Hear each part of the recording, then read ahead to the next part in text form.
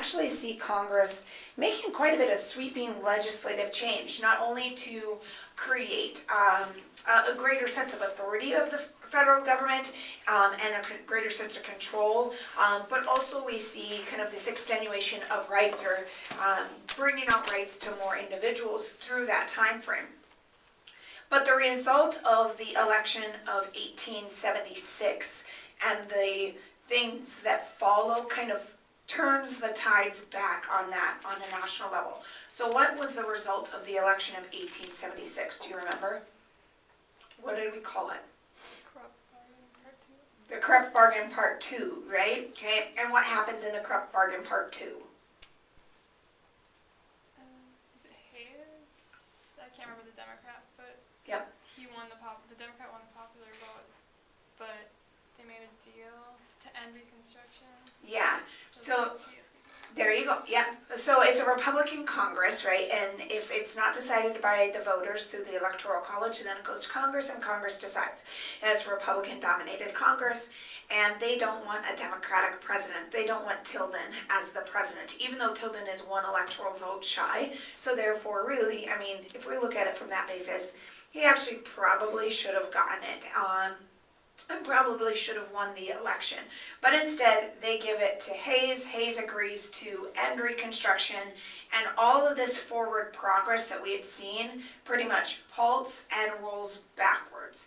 And there really becomes a very big stalemate in the national government, and this big division amongst party lines. As much as we see a division in party lines today, that division is something that is firmly rooted by 1876. Does that make sense? So this is not, the divisiveness of our political system is nothing new. That's why, Washington said to be wary of having a two-party system because of the divisiveness that it would create within our society and within our government. But as Republicans will dominate the presidency and will dominate the Senate, the Democrats will largely control the House, which leaves most of the change that will take place in this time period to the states. Most of the presidents during the Gilded Age are kind of forgettable one-term presidents. They kind of run this gamut of presidents where it's like, well, there was Lincoln and Johnson and Grant, and then there was, right, and that's not just for students. That's kind of for a lot of people. We kind of forget about all these presidents, and then it's like, oh, and then there's McKinley and Roosevelt, and then we remember again. Does that make sense? When we get kind of past the Gilded Age. But most of these guys are one-term guys. We do see one exception in which we have Clement running, doesn't, runs, and so we see some stuff in there. But most of them are pretty forgettable. And as a result of those kind of forgettable presidencies, a lot of their campaign tactics, even quite frankly, creates greater regional divides within the United States as well. And the party is largely split, and post-Civil War remains split by location. So approximately 16 states are Republican. Those are all pretty much northern or western states. And the 14 Democratic states are all southern states, because very much for the southern part of our country, the Republican Party represents the party of, which is the party of Lincoln, right? It's the party of Lincoln. And so they still very much despise that ideal of Lincoln. So in order for them to win, and I'm missing a picture up there, it's really cool. It's like of this box, and they're like, have you ever played that game at like a fair where you're hitting whack-a-mole, right? It's kind of like that, except for it's whack-a-mole with like politicians, which is why I like it. But stupid PowerPoint screwed up my photo, so I'll have to go find it. But basically, it allowed for, and re-elections, and to win elections, you had to earn a lot of support from outside individuals. And you had to be able to raise a lot of money. We're getting more into this modern campaigning. As much as Jackson will see the first campaigning where there's this mudslinging going on, it is now that we're really starting to see the influence of big donors and people donating money to the party or to the person, the candidate running, and that helping them to be elected into office. Does that make sense? Largely through the use of newspapers, so that's our main media source at this point. But we're starting to see some of that trend, okay? The other part of this is, as President of the United States, you have approximately 1,000 different positions on any given, administration. That's without potentially Supreme Court nominees or other positions that you get to nominate, and you get to appoint into political positions, right? So 1,000 different ones. The most prominent and most important of all of those is the Postmaster General. Most of those 1,000 at the time were also in the post office, which today doesn't seem like that big of a deal, right? Because if you want to send something via mail, sure, you can send it through the United States Postal Service, or you could send it through. But if you want to do snail mail, you could use, slow mail, that's what I mean by snail mail. So like USPS, or what's the guys that ride around in the brown trucks? FedEx. UPS. FedEx is the other one. But UPS is the brown trucks. FedEx is the white trucks with the purple and orange, I think. Okay. All right. So you have options. But back then, the only thing that we had was the United States Postal Service. That was your only option. And yes, you are right, James. We also have all sorts of other options too. We have email. We have text. We have phone calling. We have Snapchat. We have whatever else, right? There's a bazillion different options of how to get a message from one person to the other. But at the time, it was the post office. So these were positions that were highly prestigious and highly prized and sought after. So individuals with wealth, with money, would often donate money to a political campaign in order for them, in the end, to get appointed to a political position. Right? And the more money that you donated to the campaign, the more likely you would get into one of these prestigious places. But it does create additional divisions, and the corrupt bargain creates additional divisions between the parties themselves. So within the party system, and even within the Republican Party, we will see the stalwarts and the half-breeds. So division within them. The stalwarts had a tendency to be much more conservative individuals. They were more from New York and areas that were a little bit more industrialized, more city-based, more urban-based. I'm sorry if that font's a little small for you to read. Here, I can probably do this. Does that help? Okay. Do I need to go down or up? Okay. And the other side of this was the half-breeds, okay? And these are names that they did not give themselves. They're nicknames that, the other guy gave them. Does that make sense? So the stalwarts and half-breeds. The half-breeds were more for reform. These were individuals out of the Republican Party that were more from more rural environments, more New England, like New York, right? So just a different tendency. And this is nothing new, right, in American history, this division in ideals between the New England colonies or the middle colonies or the southern colonies. It's just something that really comes out in this time during politics. There was one other group of these as well. They were known as the mugwumps. These were the people that simply just didn't want to play the game. They believed that this political party patronage was wrong, morally illegal, or should be illegal constitutionally, but also they argued that it was morally wrong and morally repugnant because basically it allowed people to get jobs that, quite frankly, they did not deserve. So here we have kind of these three different groups that are fighting against each other within this. Here's another political cartoonist of this time that's pretty common, Taylor, so you might see his name on some different stuff in there too, okay? But you have these guys kind of duking it out on 4 different political office positions, and this really comes ahead with the election of Garfield, okay? Now, Garfield is actually a half-breed. So he's more reform-minded. Does that make sense? Can I go to the next slide? Okay. So he's more reform-minded. And Garfield, as part of that reform-mindedness, it's largely because of the fact that he's basically considered one of our last log cabin presidents, a president who came from nothing, rose up, did everything, created and generated his own wealth and his own ability to do more. And so that's largely what kind of pushes him towards more of this reform. His dad actually dies before he's even 2 years old, and he will put himself through college by simultaneously working as a janitor and as a carpenter at the university in which he's working at. His second year at college, the professors and the administration of the college notice that he is somebody who has such great ability and great talent and great intelligence that in his second year, in order to prevent him from continuing to work as a janitor and a carpenter, which they felt was taking him away from his studies, they actually made him an assistant professor of literature and ancient languages. So, second year in college, okay, go be an assistant professor. And it's literally because of his intelligence. Does that make sense? He was such a brilliant man. But he gets elected to office largely from the help of the stalwarts. And the stalwarts decide that and basically say, okay, here's the deal. You want to be elected president. You want our help.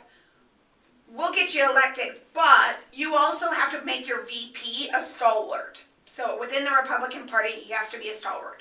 And so he chooses Chester Arthur, to be his VP. Okay, a stalwart.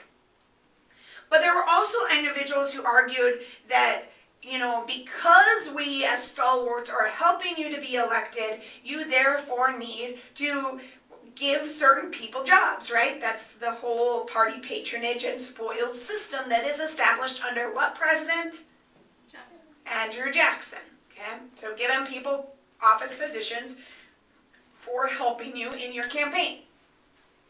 Well, there's one particular individual who's a stalwart and has been working on the campaign circuit, a man by the name of Charles Gautier. Now, Charles Gautier, he expects to be able to get a public appointment into one of these positions. He really believes that he has deserved this and he has earned this.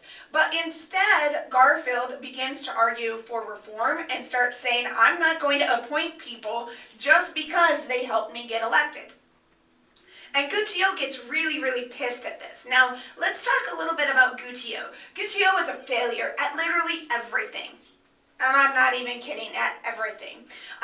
Gautier had actually had tried to be a lawyer. He failed at doing that, just wasn't a good lawyer. So he never was able to build a practice, and the practice he worked for eventually fires him. So he decides he's going to go and be an evangelical preacher. He sucks at that too.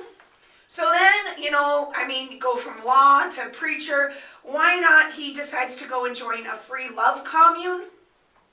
He fails at that too. So much so that his nickname at the free love commune was Charles Get Out. Okay. So here he is. He expects this position. And Garfield's like, no. So on July 2nd of 1881, Gautier walks up to Garfield and shoots him. And he says, I am a stalwart and Arthur is president now. But Gautier sucks even at his assassination attempt of the president. He winds up shooting Garfield in the abdomen, and Garfield doesn't die. So Gautier is like a failure literally at everything. He could do nothing right at this point, okay? He doesn't die. Well, not right away anyways. Okay? It's not fatal whatsoever at all. Okay? The bullet is lodged somewhere near his pancreas, and the doctors decided that they needed to go in and remove the bullet. Medicine being what it is at the time, even though the fact that there's this guy by the name of Joseph Lister, and he's come up with this thing called Listerine, and it's an antiseptic, and he says, hey, you should use this before all medical anything, so that you can have your hands be more sanitary and we can prevent the spread of disease. Americans are like, nah, we don't need that. Okay? And so largely, these guys, they're not washing their hands, they're not washing their utensils, nothing. But they decide they need to go and they need to find this bullet. So they open him up and they begin digging around in his belly, trying to find the bullet, and they don't find the bullet. So they're like, okay, we gotta try to find this bullet. So they take and they lay him on top of basically like a metal bed, and they used what was at the time a very rudimentary x-ray system. Now it's not an actual x-ray like what we think of, but basically it would ping off of any metal. But what's the problem? The table is metal too, so it actually can't locate the bullet. So the doctors just kind of dig around in him some more, not finding the bullet. These doctors are stupid. Yeah, okay. So they basically had gone in, they would go in, dig around, sew him up, go back, dig around, sew him up. The whole time, FYI, this bullet is no longer lodged near his pancreas, it's kind of just floating around in his abdomen. They also decide, since we can't find the bullet, and since Garfield seems to be getting worse, not better, because, you know, you keep going in his gut, so maybe that's why he's getting worse, not better, they decide some other, more experimental techniques. They give him brandy. They also decide to use bloodletting. They also decide that, well, since that's not working, let's try using snakes, and maybe the venom from the snakes will help draw out any like bacteria. Obviously, we know today this makes absolutely no sense, right? No sense whatsoever at all. And then they decide that because of all the infections, he's having a really hard time keeping food down. So they were forcing him to eat because they're like, well, you need to keep your strength up. So they would literally basically force feed him, and then Garfield would vomit, and they would force feed him and he would vomit, and he goes through this for 11 weeks. And he eventually dies from septic shock. After 11 weeks of these doctors basically torturing him. Now, the doctors, I should keep in mind or tell you, they were doctors, kind of like the doctors on the Doctors TV show. They're not really doctors. Does that make sense? And in fact, the doctor that was present and was in charge of everything at Garfield's, for Garfield's medical care, is also the doctor that was present when Abraham Lincoln died. Now, granted, he wouldn't have been able to do anything to save Abraham Lincoln, but if he would have just left Garfield alone, Garfield would have survived. Okay, how did Gutio, get close enough? Well, because he was a member of the Stalwarts. Okay. It was, people weren't thinking of that. But the other thing is after Lincoln is assassinated, you have to understand that before Lincoln is assassinated, there is no such thing as the Secret Service. Does that make sense? What's that?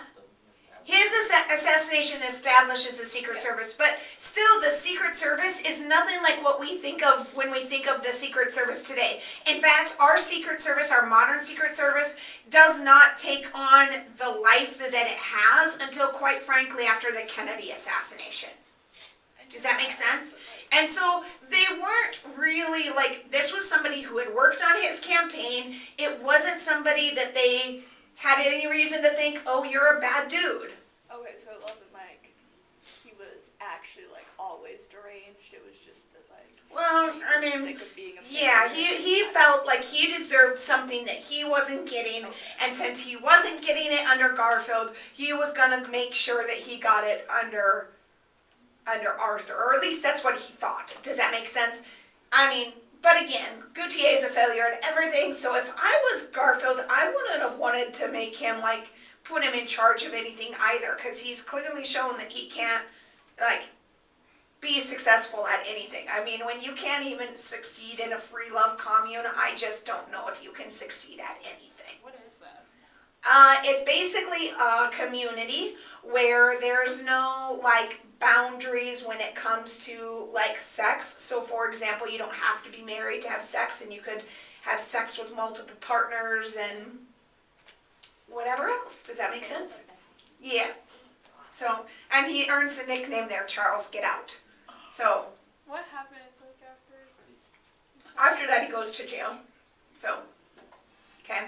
And ultimately, Arthur becomes president. But there's a huge huge political outrage and outcry as a direct result of the assassination of Garfield, or the assassination attempt of Garfield. Keep in mind that in our history books, Garfield is not listed as being assassinated. Does that make sense? Because technically, he was not killed because of the assassination. He was killed because of the medical stuff that was done to him afterwards. Does that make sense? He was assassinated by doctors. Yeah, technically he was kind of assassinated by his doctors, who were a bunch of idiots. But at the same time, they were also people in the 1880s without the same kind of medical knowledge that we have today, which would have, to a certain extent, they were without some of that medical knowledge. Does that make sense? Despite the fact that Lister had said, hey, you know. But Lister was also a British surgeon, and there is still some, like, anti-Britain sentiment in the United States. Does that make sense? Which, quite frankly, really doesn't go away until World War I for the United States. So, you know, what does he know? He's just a Brit, okay? So that still does exist within there. But there's so much public outrage that basically the American public pushes Congress to create the Pendleton Civil Service Act, which makes it so all federal jobs, including post office jobs, including like appointments to FBI, etc., these are all classified jobs, okay? So that means that in order to even potentially apply for that job, you actually have to go through and actually have to be qualified for the job in which you're seeking. Does that make sense? You can't just be somebody or some friend of some dude. This also helps to eliminate a lot of the corruption that even existed under Grant's administration with like the Whiskey Mobile scandal and the Teapot Dome scandal. Does that make sense? And that swindle. Okay, so is this when he's dying or after he's dead? He's dead already, okay, when this is passed. And then all the jobs, like in order to gain the job, you actually, there's like a testing system that you have to score well on this test to potentially even qualify for the job as a whole. It also made it so that civil servants were barred from giving political campaign contributions and monetary contributions. Does that make sense? So if you wanted to be appointed as a secretary or postmaster general or any of those positions, you were technically barred from giving any kind of money to that campaign. Because otherwise the question is, did that person get elected because they, well, one, did the Garfield or whoever get elected because they actually were the best candidate, or was it just because they had people backing them? And then, did you get the job because you actually deserved the job or because you're one of the cronies? Does that make sense? Now, the Pendleton Civil Service Act still exists today, although there has been less enforcement